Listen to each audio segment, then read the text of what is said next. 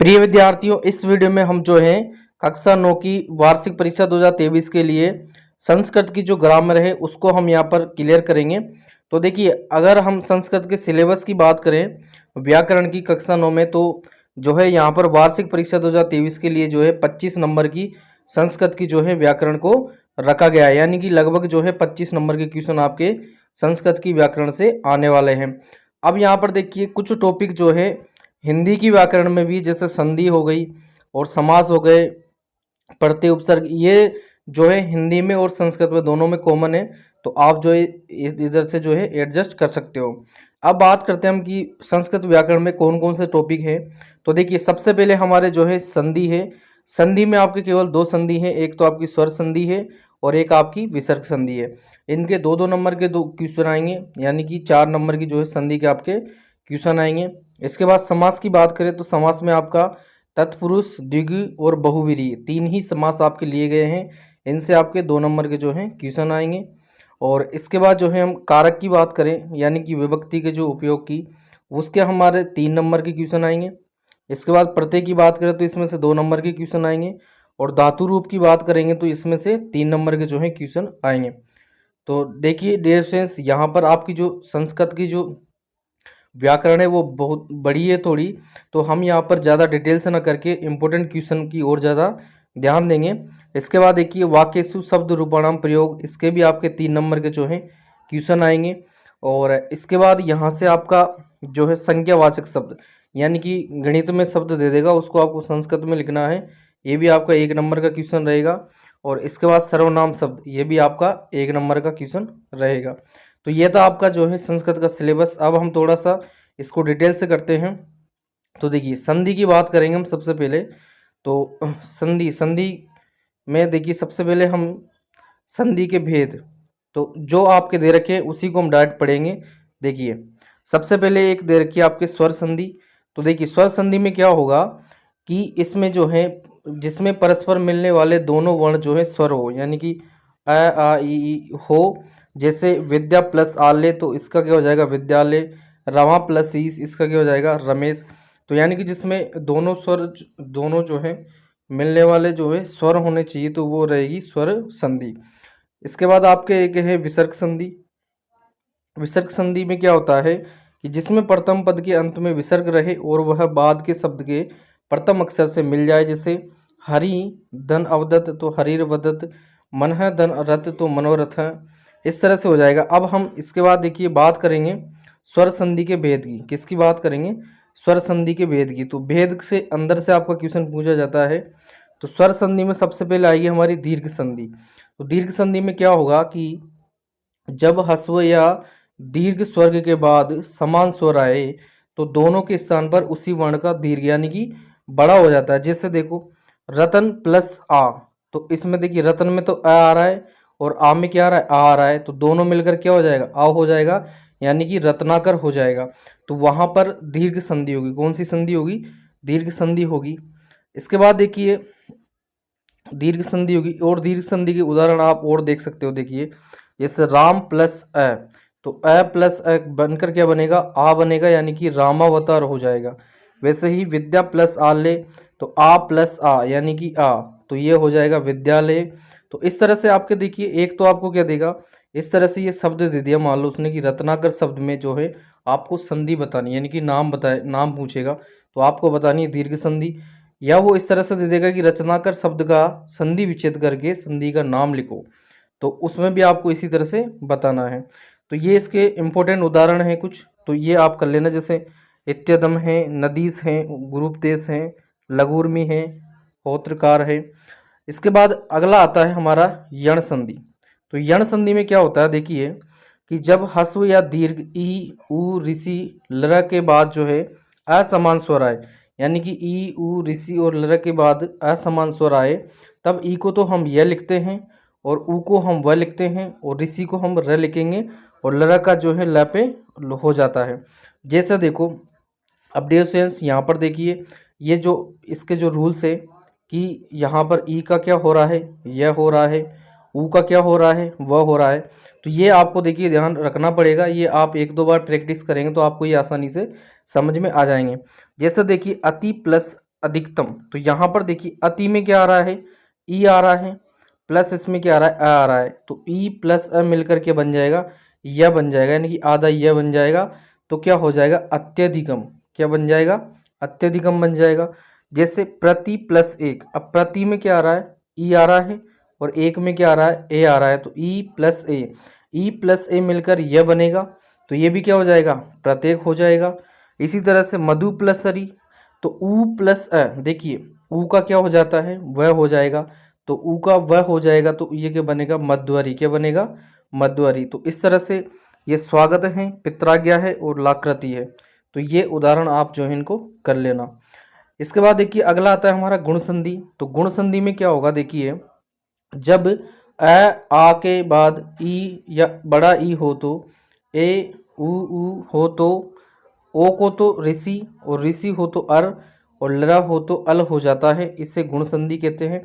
यहाँ पर देखिए आपको बस ये नियम ध्यान रखना है कि गुण संधि में आपको किसको किस में चेंज करना है। जैसे महा प्लस ई, देखिए यहाँ पर आ और यहाँ ई, तो आ प्लस ई ये दोनों मिलकर क्या बनेंगे, ए बनेंगे।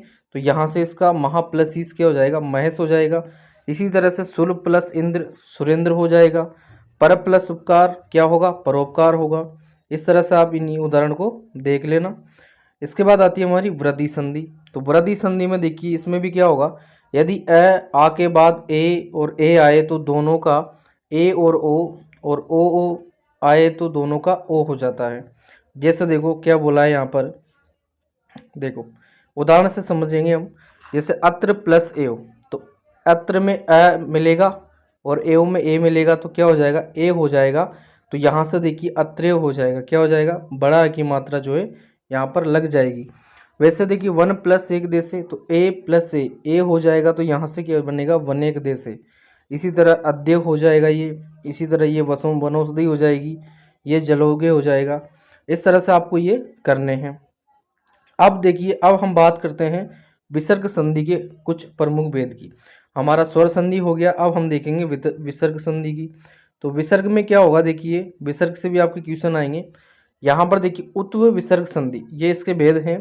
तो इसमें क्या होगा, यदि अ के बाद विसर्ग हो और उसके बाद वर्ग का तीसरा अक्षर क्या हो, य र ल व ह हो तो विसर्ग का उ हो जाता है, जो कि अ प्लस उ बराबर क्या, ओ बन जाता है। कैसे, देखिए क प्लस वर्तते, यानी कि यदि अ के बाद विसर्ग आ रहा है, क्लियर, और इसका जो इसके बाद का जो तीसरा अक्षर है वो देखिए या तो यह हो, र हो, ल हो, व हो, यह है हो, तो वो क्या बन जाएगा, ओ बन जाएगा। जैसे देखिए क प्लस वर्तते, तो ये क्या बन गया, को वर्तते। नृ प्लस रक्षति, तो ये बन गया नृपो रक्षति। राम प्लस जयति, तो ये बन गया रामो जयति। इस तरह से इसके जो रूल्स है वो लागू होते हैं। इसके बाद देखिए सत्व विसर्ग संधि की बात करेंगे। तो इसमें क्या होगा, देखिए कि विसर्ग के बाद खर, यानी कि वर्ग के प्रथम द्वितीय अक्षर या स हो तो विसर्ग को स हो जाता है, यानी कि आधा स वहाँ पर लग जाएगा। जैसे देखिए विष्णु प्लस त्रायते, तो ये क्या हो जाएगा, विष्णु त्रायते। ऐसे हरि प्लस त्राता, हरिस्त्राता। तो इस तरह के देखिए जब आप इनको अच्छे से उदाहरण करोगे और आपके जो एग्जाम्पल है वो इन्हीं में से कोई सा भी क्वेश्चन आपका आ जाएगा, कोई अलग नया शब्द यहाँ पर नहीं वो देंगे। और इसके बाद देखिए ऋतु विसर्ग संधि की बात करेंगे। तो इसका भी रूल यही है कि इसमें क्या होगा, देखिए इसमें होगा यदि विसर्ग के बाद कोई स्वर वर्ग का तीसरा चौथा पांचवा अक्षर यह रहे, व है हो तो विसर्ग का र हो जाता है। जैसे देखो गुरु प्लस अस्ति, अब यहाँ पर क्या हो जाएगा, गुरु रस्ति। जैसे तयों प्लस मध्य, तो ये हो जाएगा तयोर मध्य। जैसे ज्योतिर प्लस गमे, तो ये हो जाएगा ज्योतिर्गमे। तो इस तरह से आपको ये संधि है जो थोड़े बहुत इसके जो है रूल्स आपको फॉलो करने हैं, रूल्स आपको ध्यान में रखने हैं। बाकी आप प्रैक्टिस करोगे तो ये आपके हो जाएगा। इसके बाद लास्ट संधि आती है आपकी लोप विसर्ग संधि। तो इसमें क्या होता है, देखिए यदि विसर्ग के पूर्व आ हो और विसर्ग के पश्चात वर्ग का तीसरा चौथा पांचवा अंतस्थ और है वर्ण हो तो विसर्ग का जो है लोप हो जाता है। जैसे बालका प्लस हसंती, तो यहाँ पर ये जो विसर्ग है ये क्या होगा, हट जाएगा, यानी कि बालका हसंती। पुरुषा प्लस गच्छन्ति, तो यहाँ पर पुरुषा गच्छन्ति, तो ये विसर्ग जो है इसका हट जाएगा। इसके कुछ और भी उदाहरण हैं, आप देख लेना। यहाँ पर देखिए ये बहुत सारे और भी उदाहरण हैं इसके। अब देखो इसमें क्वेश्चन किस तरह से आपके बनते हैं वो भी हम डिस्कस कर लेते हैं। हमने यहाँ देख लिया कि संधि इस तरह से आपकी बनेगी। अब क्वेश्चन किस तरह से बनते हैं देखिए। क्वेश्चन आता है निम्नलिखित वाक्येषु रेखांकित पदानाम संधि विच्छेदम कृत्वा संदेह नापान्मी लिखत। यानी कि आपको क्या करना है, जो रेखांकित शब्द है वो दे रखा है उसका आपको क्या करना है, संधि विच्छेद करना है और संधि का नाम भी आपको लिखना है। तो ये इंपॉर्टेंट क्वेश्चन है, तो इनमें से आप जो है इनको कर लेना। इनके सॉल्यूशन जो है हमने नीचे दे रखे हैं, देखिए यहाँ पर करवा रखे हैं कि सूर्य तपे, सूर्य प्लस आ तपे यानी कि दीर्घ संधि है इसमें, तो ये हमने करवा रखे हैं। इसके आंसर भी आप इनको देख लेना। इसके बाद जो है हम संस्कृत में समास देखते हैं। तो देखिए संस्कृत में जो समास है वो हिंदी के जैसे होते हैं। तो मुख्य रूप की बात करें तो संस्कृत में भी जो है मुख्य रूप से 4 प्रकार के समास होते हैं। पहला अव्ययीभाव तत्पुरुष, इसमें जो है कर्मधारय आएगा, द्विगु आएगा और नंज तत्पुरुष समास आएगा, और एक आता है आपका द्वंद्व समास, और एक रहता है आपका बहुव्रीहि समास। तो इसमें हम चारों को अलग अलग करेंगे। आपके जो है सिलेबस में 3 ही दे रखे हैं, तो ये द्वंद्व नहीं दे रखा है, लेकिन हम इसको भी कर लेंगे। हो सकता है किसी जिले में इसके क्वेश्चन वो दे दे। तो यहाँ पर सबसे पहले हम अव्ययीभाव समास की बात करेंगे। तो इसमें देखिए आपको डायरेक्ट समझना है, क्योंकि परिभाषा तो ये कम समझ में आती है इनकी। देखिए इसमें क्या होगा कि इस समास में पूर्व पद अव्यय और उत्तर पद अनव्यय होता है, किंतु समस्त पद जो है अव्यय हो जाता है। इसमें पूर्व पद की जो है प्रधानता होती है। अब देखिए इसमें उदाहरण आप करो, देखिए उदाहरण में हम देखेंगे। देखिए क्या है, हरो इति, देखो हरो इति इसका समास क्या होगा, अधिहरि यानी हरि में, तो ये विभक्ति वाला है, विभक्ति है इसमें देखो में। इसके बाद आत्मनि इति यानी कि अध्यात्म यानी आत्मा में। इसके बाद नद्या समीपम यानी कि उपनदम यानी नदी के समीप। यानी कि एक तरह से इसमें हमें क्या मिलेगा, एक तरह से इसमें जो है हमें अव्यय शब्द मिलेंगे। क्या मिलेंगे, अव्यय शब्द मिलेंगे, क्योंकि अव्ययीभाव समास है तो आपको अव्यय शब्द इसमें देख रहे हैं, तो आप इसको आसानी से जो है कर पाएंगे। जैसे है नगरस्य समीपम, तो क्या आएगा, उपनगरम यानी कि नगर के समीप। जैसे है मद्राणाम समृद्धि, तो सुमंद्रम यानी कि मद्रवासियों की समृद्धि, तो इसमें ये समृद्धि जो है अव्यय आ रहा है। तो इस तरह से ये अव्ययीभाव समास आपको पहचानना है। और भी इसके उदाहरण। इसके बाद आता है हमारा तत्पुरुष समास। तो तत्पुरुष समास में इसमें क्या होता है, देखिए तत्पुरुष समास में हमारे पास क्या होता है कि इसमें देखिए तत्पुरुष समास में उत्तर पद के प्रधान अर्थ की जो है प्रधानता होती है। परलिंग तत्पुरुष से तत्पुरुष समास होने पर समस्त भाग को उत्तर पद का जो है लिंग प्राप्त होता है। जैसे देखिए, जैसे है धान्य धान्यन अर्थ, तो इसका आएगा धान्यार्थ। और जैसे कृष्णम आश्रित यानी कि कृष्ण श्रित यानी कि कृष्ण को प्राप्त। दुखम अतीत यानी दुखातीत, यानी कि इसमें नया शब्द बनेगा। देखिए दुखम अतीत से दुखातीत बन रहा है, यानी कि दुख को पार कर गया हुआ। इसके बाद व्यासेन कृतम, तो व्यास कृतम यानी कि व्यास द्वारा किया हुआ। इस तरह से इसके जो है ये एग्जाम्पल रहेंगे। और भी है ये एग्जाम्पल, इसमें से आपको जो है क्वेश्चन मिल जाएगा। जैसे ये है हमारे पास गजा नाम राजा, तो गजराज यानी कि गजों का राजा। इसके बाद राष्ट्र से पति यानी कि राष्ट्रपति यानी कि राष्ट्र का पति, तो इसमें ये समास होगा। इसके बाद कर्मधारय समास की बात करेंगे हम, तो कर्मधारय में भी वही है। देखिए इसमें क्या होगा कि कहीं कहीं पर दोनों ही पद विशेष्य या विशेषण हो सकते हैं। जैसे देखिए कृष्ण सर्प यानी कि कृष्ण सर्प यानी कि काला सर्प, इसमें क्या होगा, किसी की विशेषता बताई जाएगी। देखिए जैसे महान पुरुष यानी कि महापुरुष, महान पुरुष। जैसे सतवेद यानी कि सवेद्य यानी कि अच्छा वेद्य, तो इसमें जो है हमारे पास कर्मधारय समास होता है। इसके बाद द्विगु समास की बात करें, द्विगु समास में तो इसमें भी क्या होता है, इस द्विगु को आप कैसे पहचान सकते हो, इसमें संख्यावाचक शब्द आते हैं। कैसे, देखिए द्विगु समास का पहला पद संख्यावाचक होता है और संपूर्ण पद जो है समूह का बोध कराता है। यानी कि इसका पहला पद जो है उसमें आपकी गिनती रहेगी, संख्या रहेगी, और ये पूरे समूह का बोध कराएगा। जैसे देखिए द्वे मातुर, तो इसका अर्थ क्या होगा, द्वे मात्रो अपत्यम पुराम यानी कि 2 माताओं का पुत्र। अब यहाँ पर देखिए 2 माताओं, 2 यहाँ पर संख्यावाचक शब्द आ रहा है और माताओं का पुत्र ये एक समूह का बोध करा रहा है। तो यहाँ पर जो है द्विगु समास होगा। जैसे सण मातुर, तो ये सर्णाम मातृणाम अपत्यम युवाम, यानी कि 6 माताओं का पुत्र। इसके बाद है पांचजन्यम, यानी कि पंचानाम जनानाम भाव कर्मण, यानी कि 5 जनों का होना। इस तरह से इसमें जो है ये द्विगु समास रहेगा। इसके बाद हम द्वंद्व समास की बात करें तो द्वंद्व तो आपका बहुत इजीली समास है, आप इसको आसानी से कर सकते हो। इसमें देखिए दो शब्दों का जो है यहाँ पर मेल रहता है। जैसे देखिए दो और द्वंद्वम, यानी कि दो की जोड़ी का नाम द्वंद्व है। अथवा इसमें देखिए दो की जोड़ी, जैसे देखिए धर्म च अर्थ च, यानी कि आपको च ज़्यादा इसमें मिलेगा, तो धर्मार्थी। तो जहाँ पर इस तरह के शब्द आएंगे वो होगा हमारा द्वंद्व समास। इसमें भी देख लो धर्म च अर्थ च काम च, यानी कि धर्मार्थ कामा। इस तरह से ये रहेंगे। और बहुवीरीय समास की बात करें तो बहुवीरीय समास में देखिए इसमें भी जिस समास में समस्त पदों में विद्यमान दो में से कोई पद प्रधान न होकर तीसरे अन्य पद की प्रधानता होती है। यानी कि इसमें दो समासिक जो पद रहेंगे उनकी कोई प्रधानता नहीं होगी, लेकिन नया जो शब्द बनेगा उसकी प्रधानता होगी। जैसे देखिए शुक्लम अमरम यस्सास, तो नया शब्द क्या बना शुक्लाम्बरा, तो इसकी जो है यहाँ पर प्रधानता है, तो यहाँ पर होगा बहुव्रीहि समास। इसके बाद जैसे लंबव उदरम उससे यस्यस, तो ये हो गया लंबोदरम। इसके बाद है महान आत्मा यस्यस, तो ये क्या हो गया महात्मा। तो इस तरह से इसमें जो है बहुव्रीहि समास होगा। तो इस तरह से। और इसके बाद देखिए डियर स्टूडेंट्स, हम जो है जो इसके मॉडल पेपर करवाएंगे, यानी कि प्रीवियस क्वेश्चन आपको करवाएंगे, तो उसमें किस तरह से क्वेश्चन आपको पूछे गए और आपको आंसर किस तरह से देना है वो आपको इजीली जो है आसानी से समझ में आ जाएगा। इसके बाद हम समास के क्वेश्चन की बात करेंगे, क्वेश्चन किस तरह से पूछा जाता है। तो देखिए क्वेश्चन वही पूछेगा, निम्नलिखित वाक्येषु रेखांकित पदानाम समास विग्रह कृत्वा समासस्य नाम अपि लिखत, यानी कि रेखांकित जो पद दे रखा है उसका समास विग्रह करके और समास का नाम आपको लिखना है।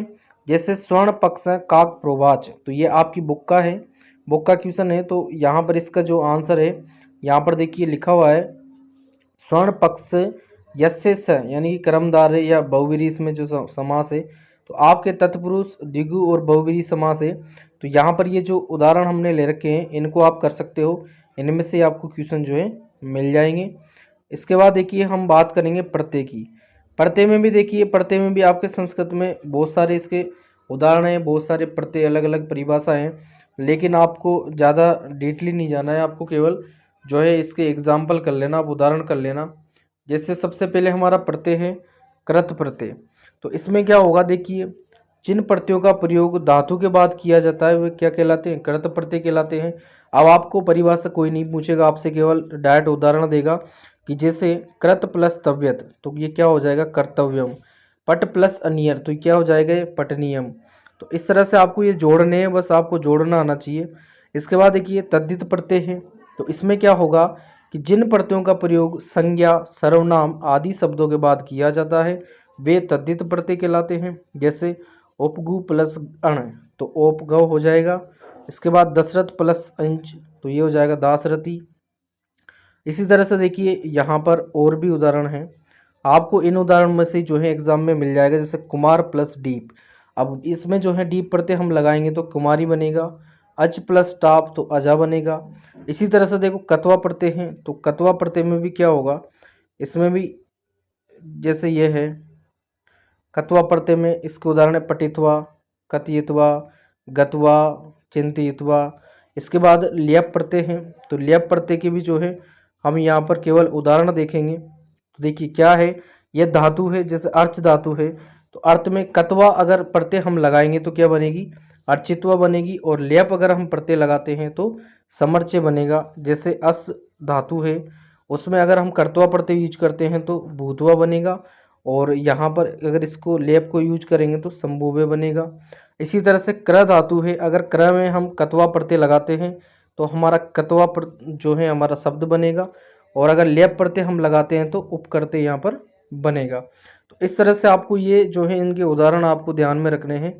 इसके बाद देखिए तुमुन प्रत्यय है, तो तुमुन में भी देखिए क्या होगा, यहाँ पर तुमुन प्रत्यय का प्रयोग हिंदी भाषा के को अथवा के लिए इस अर्थ में होता है।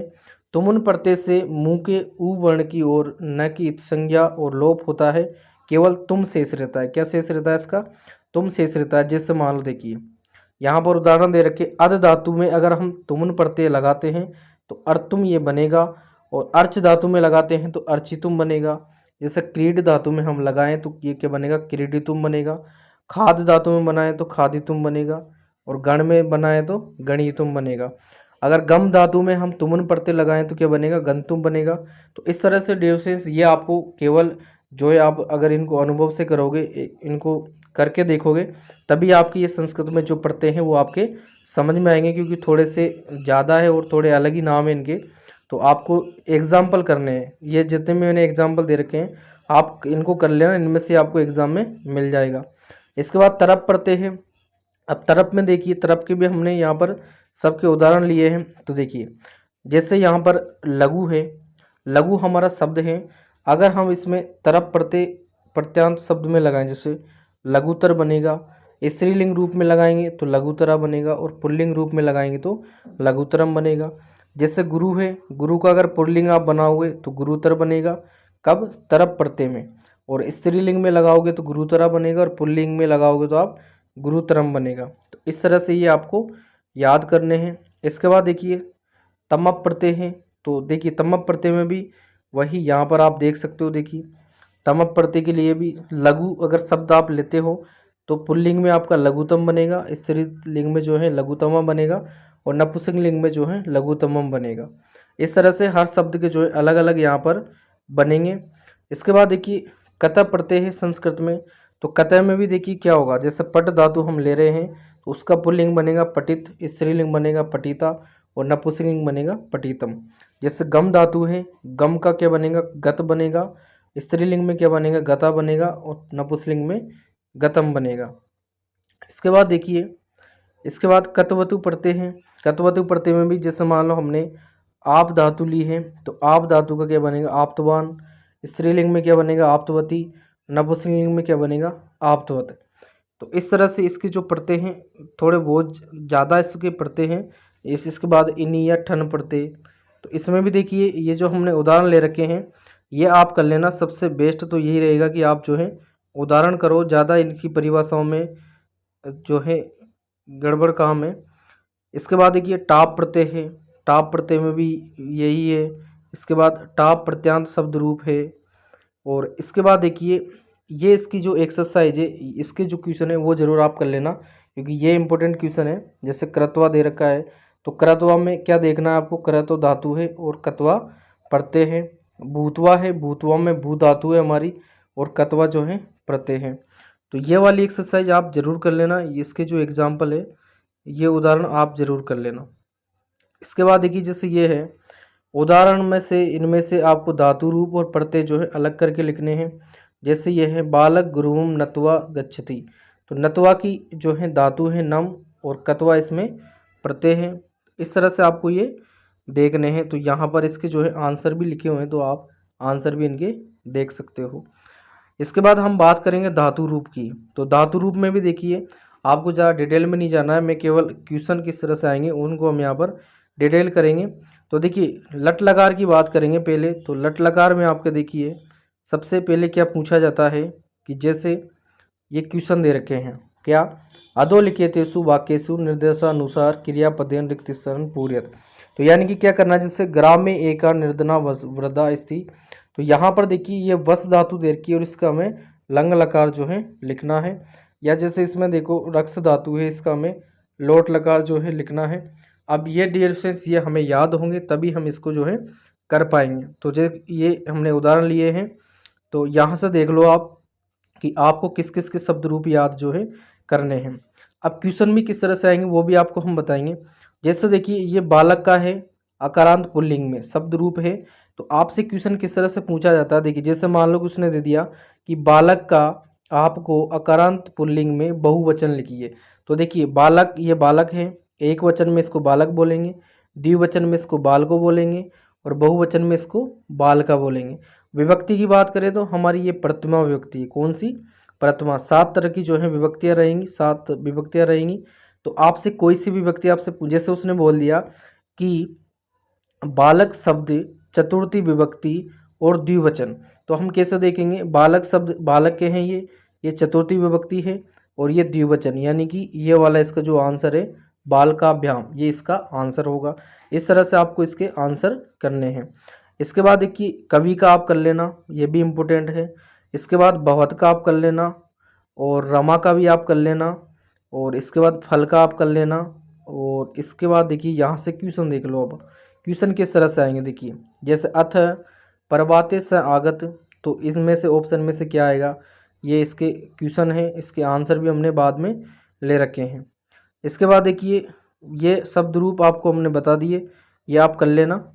इसके बाद जैसे बहुत है, बहुत वाला भी आप कर लेना, और रमा का हमने बता ही दिया। इसके बाद ये मती है, नदी वाला भी आप कर लेना, धेनु वाला भी आप कर लेना, और फल वाला भी बता दिया, नाम वाला बता दिया आपको, धनु वाला बता दिया, और इसके बाद इदम वाला भी आप कर लेना।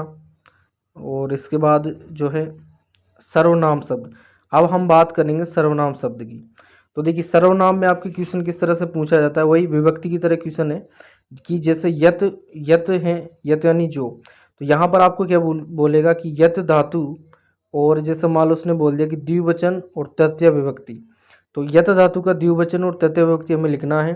तो देखिए द्वितीय वचन ये है और तृतीय विभक्ति, यानी कि क्या बनेगा, याबाम जो है इसका आंसर बनेगा। तो इस तरह से आपको ये करने हैं। यत वाली कर लेना आप किस किस रूप में, देखिए सबसे पहले तो हमारी है पुल्लिंग रूप में, और इसके बाद अगली है हमारी कौन सी, स्त्रीलिंग रूप में, और अगली हमारी नपुंसकलिंग रूप में। तो ये 3 रूप हैं। इसके बाद तत्, तत् धातु है, तत् का भी हमें पुल्लिंग में याद करना है, और इसके बाद तत् धातु का हमें स्त्रीलिंग में भी याद करना है, और जो है तत् धातु को हमें नपुंसकलिंग में भी याद करना है।